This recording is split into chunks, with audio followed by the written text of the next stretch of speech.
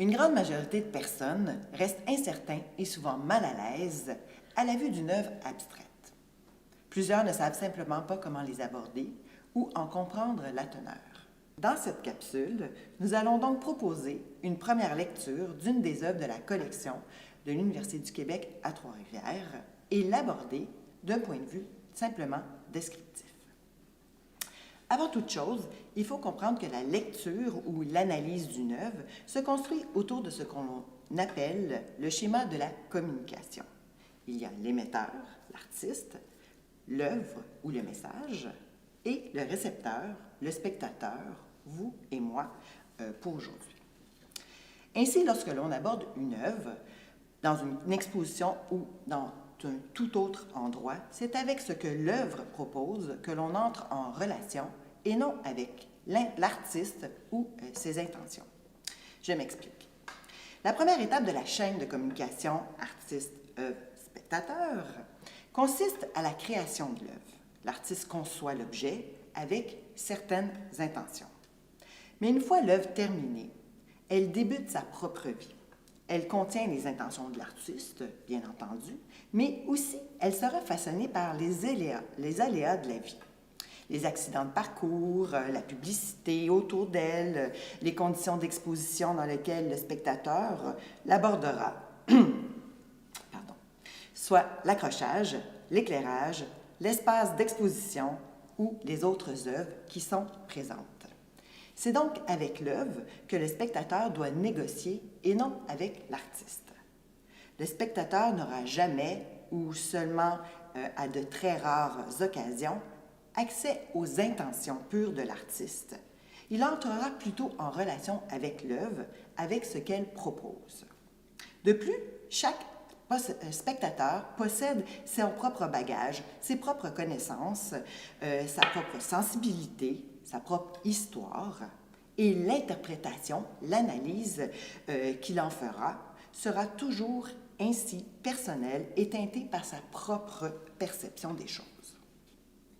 Pour l'exercice d'aujourd'hui, nous allons prendre l'œuvre La Réunion de l'artiste Jérémie Deschamps-Buissière et dont le matériau principal est constitué de plaques de métal recyclées.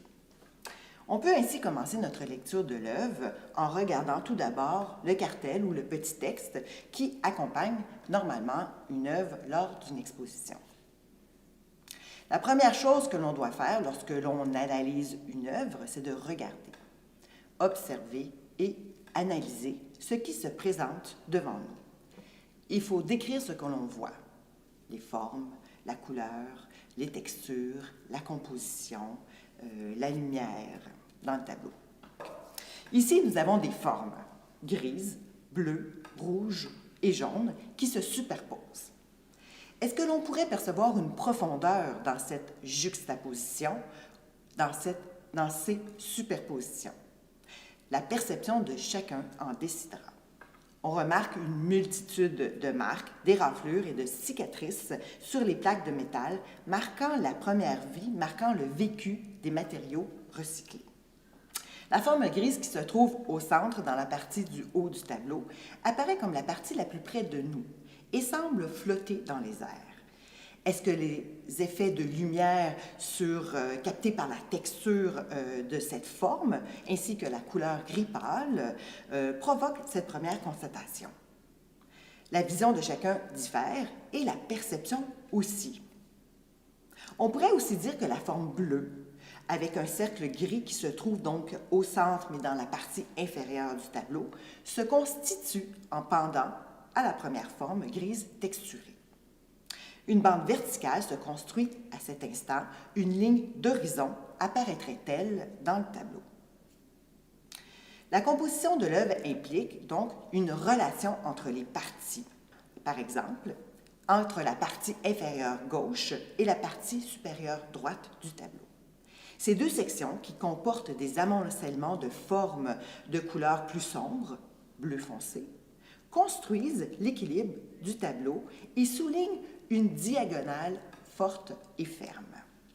On pourrait même tracer une ligne diagonale en partant du coin gauche et en montant vers la droite, en suivant le bord supérieur de la forme rouge, puis la bordure inférieure de la forme grise, et poursuivre la diagonale jusqu'au coin supérieur droit. Il est à noter donc que la rencontre de la bordure supérieure de la forme rouge avec la bordure inférieure de la forme grise marque le centre du tableau.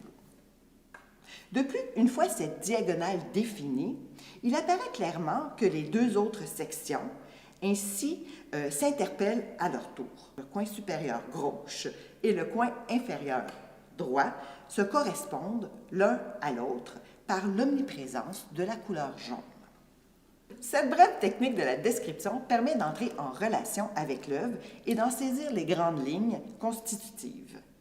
Même ceux qui seraient moins portés vers des œuvres non figuratives peuvent, à partir de cette simple lecture, appréhender maintenant le monde de l'art abstrait.